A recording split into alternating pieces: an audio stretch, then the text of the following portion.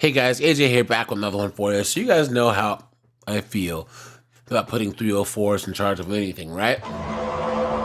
And guys, it's hilarious how there's all these strong and independent I am woman, hear me roar, in numbers too big to ignore. Chicks who are like, yeah, let's put the sisterhood and have all these chicks in charge. Yay, and everything's gonna be better. We all know that's crap. Absolute crap. Guys, you can't trust these 304s with anything, right? They can't even raise kids right, and you think that putting them in charge as judges and mayors and stuff is gonna work? Please. So as we have 3 examples today of what happens when you put a 304s in charge. Okay? And guys, yes, the race card is out because, guys, blacks, we believe the same thing. We want to see more black people. But guys, knuckleheads are knuckleheads, right? You can't just go by a person's gender, race, or whatever, and expect them to just automatically be good at anything, right? It's ridiculous. So guys, we're gonna get into this, but before we do, like, subscribe, drop a comment. This really helps keep this channel going. Check out my second channel link in the description, guys, and check out the playlist at the end, guys. Let's get into this. An ugly moment during a homeowners association meeting has Douglas County probate judge Christina Peterson in more legal hot water. Oops. Peterson already faces complaints from a state regulatory board, which asked but failed to get her temporarily suspended from office last year. Well, this news chick on the left, hello, nurse. How you doing? Fox 5 I-Team reporter Randy Travis returns with more on his investigation. Randy? Ongoing. Peterson's only been in office a year and a half. Half. Already she faces 50 counts. That's 50, accusing her of violating the Georgia Code of Judicial Conduct. Hold on. Pump the brakes. 50 counts in a year and a half. Look at that.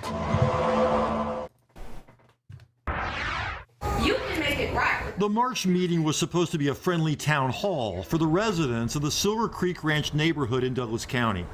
Then Christina Peterson began speaking, repeating her demand the board be thrown out and make way for a special election.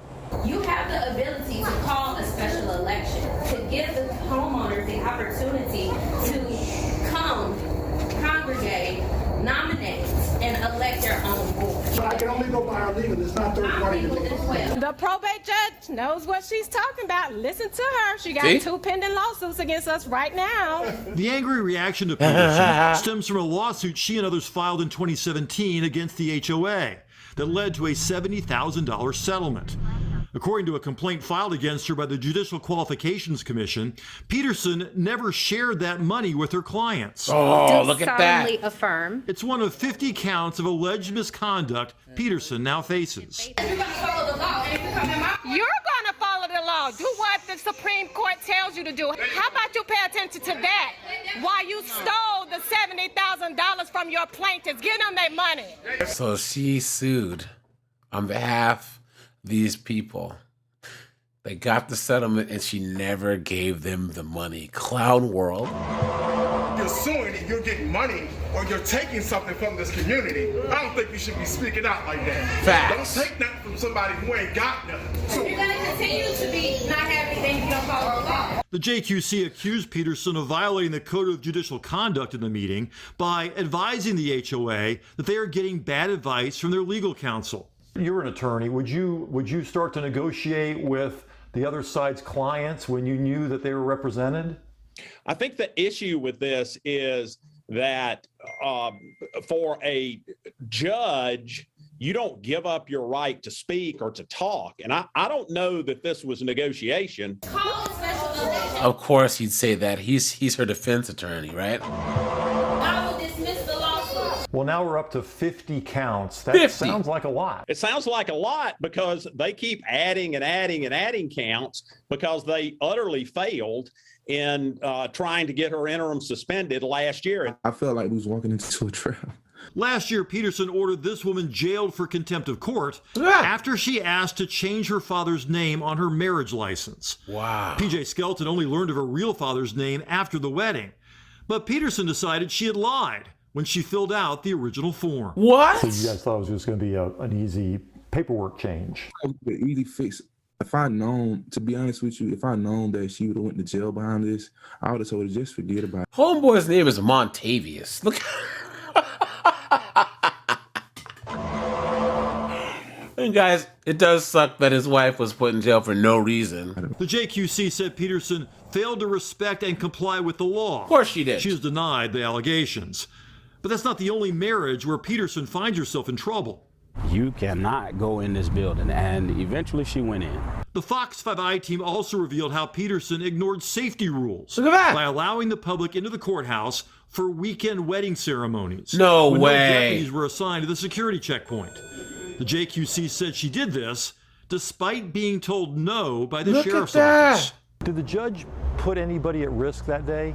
Of course. She put all of the employees that work in this courthouse and the citizens who would come that Monday morning at risk. Peterson's attorney, Lester Tate, once served on the JQC. He said he's never seen a case with so many counts. If they had something that was serious enough to be removed from the bench, one count was sufficient to do that. It's just bizarre to me that they want to continue adding to it, but it's also abundantly clear to me that the reason they do is because they feel like they don't have enough to prevail.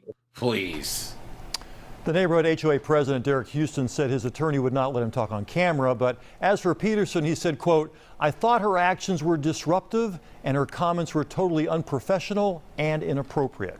And by the way, the neighborhood is going to have their annual meeting and election next month. So that may take the wind out of the sails of the judge's lawsuit against her neighborhood. Okay. Imagine having that knucklehead living in your neighborhood, guys. Look at that. Now, guys, we're going to go to Florida, right? Check this out, guys. Check this out. Another case of an elective 304 watch. We're continuing to follow a developing situation today as now suspended Orlando City Commissioner Regina Hill is out of a job. Hill was at today's Orlando City Council meeting this morning, but did not return after they went on a break. Look at News that 6's 5 Catherine in. Silver's taking a look at how we got to this point and what's next for those who Hill represented. I have nothing, Mayor. Regina Hill fulfilled her duties as the Commissioner of District 5 up until the last minute. Here she is in attendance for a standard agenda review an hour before Monday's City Council meeting. After a break before 2 o'clock, this executive order from the governor came out and Hill never came back. We are currently working with the Supervisor of Elections. Mayor Buddy Dyer says there will be a special election May 21st to temporarily fill Hill's seat. His remarks about her suspension were brief and all business. Governor Ron DeSantis had this to say when he was asked. I think that there's a lot of problems or a lot of concerning things with this conduct and this behavior, but that's for the courts to settle.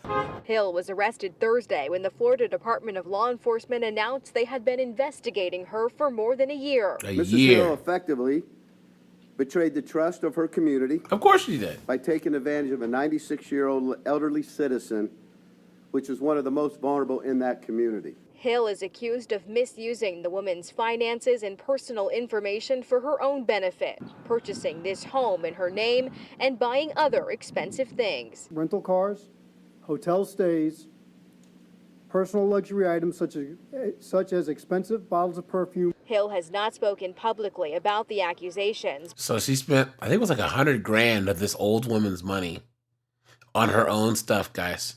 Look at that. But her office did share this written statement with us. It says in part, "I know the truth. I know I'm entitled to due process in which I trust, and I will await." And of course, guys, she says, "I trust in God." Isn't it funny how these 304s always bring up God when their goose is cooked, right? My day in court to prove my innocence. And the city's priority remains making sure the people in District 5 have someone to represent them. So I mentioned that special election coming up on May 21st. There will be a special city meeting on April 8th to ensure that that happens. In Orlando, I'm Catherine Silver, getting results, News 6. Look at that, guys. Look at that. Once again, you put a 304 in charge and foolishness ensues. And guys, here we are.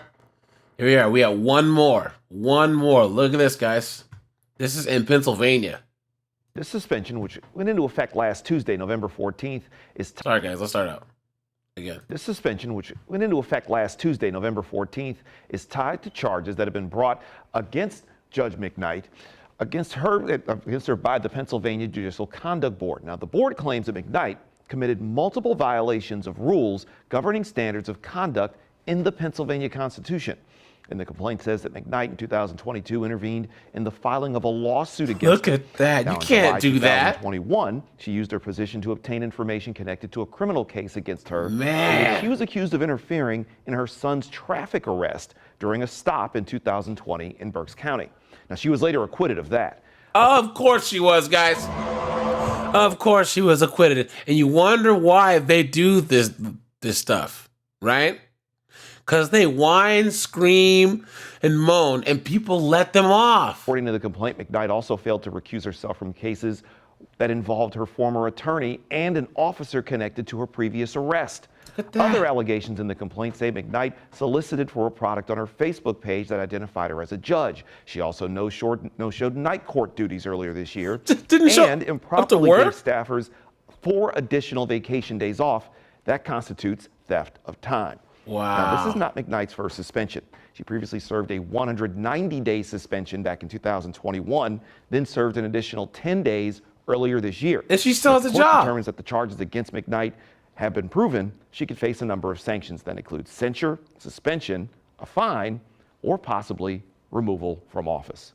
I'm J. Scott Smith for WGAL News. You guys might think that it can't get any worse, right? You might not think that it can get any worse. But guys, new at noon. Look at this. Look at this, guys. Buckle in for this. We are learning more about the arrest of a suspended Dauphin County District judge now facing charges, including attempted murder. Ooh, look at that. McKnight is behind bars being held on $300,000 bail. Police say she shot her ex-boyfriend in the head. ABC 27 and was they there still gave her bail. McKnight was walked out of the Susquehanna Township. Look at her getting perp walk, guys. Shame. Shame. Shame. Look at that. Police department in handcuffs. This all stems from a shooting this past Saturday at a home on Saddle Ridge Drive in Susquehanna shot the dude Township. in the head. According to court documents, McKnight had been in a 1-year relationship with the victim and living in his home. The man says throughout last week he tried numerous times to end the relationship and get McKnight out of the home, even taking her key, but she wouldn't leave. Late Friday night, police say the man told them McKnight finally got the message they were over and he went to bed.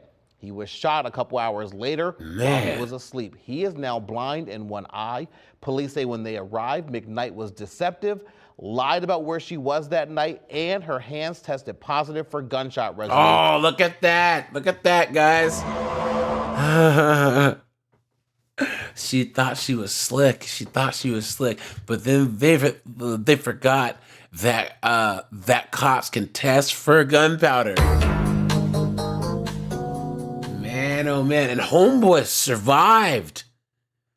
Think about how crazy that is, guys.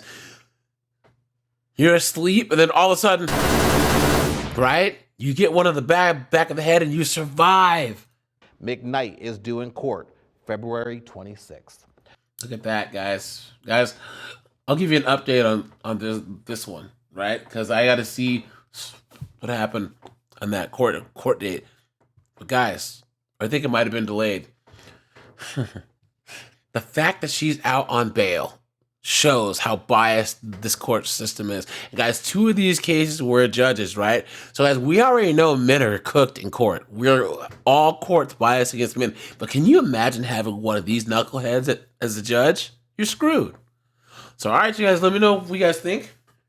This is AJ. I appreciate you guys, and I am out of here, guys. Have a good